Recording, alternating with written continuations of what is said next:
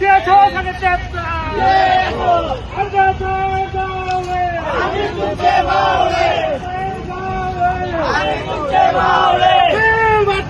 संघटनेचा या मोठ्या गावकरचं करायचं का? या मोठ्या गावकरचं करायचं का? भारतीय छावा संघटनेचा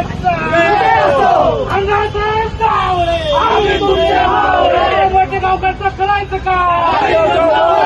या मोठे गावकरचं करायचं का? मोठे गावकर हा भारतामधला सर्वात मोठा दहशतवादी आहे. 22 लाख विद्यार्थ्यांचं त्यांनी नुकसान केलेलं आहे. त्याला तात्काळ फाशी झालेली पाहिजे आणि विद्यार्थ्यांचे नुकसान झाले ते विद्यार्थ्यांचं नुकसान भरपाई केली पाहिजे. काल आम्ही निवेदन दिलेलं होतं.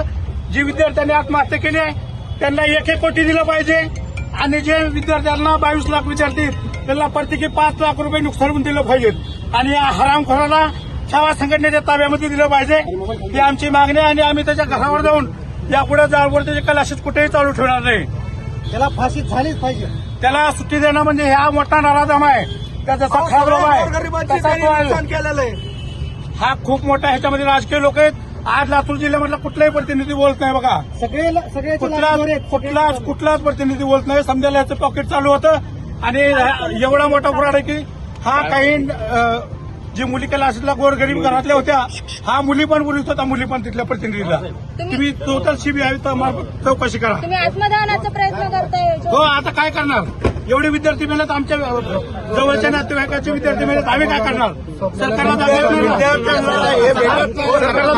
नाही का आम्ही? अखिल भारतीय छावा संघटनेत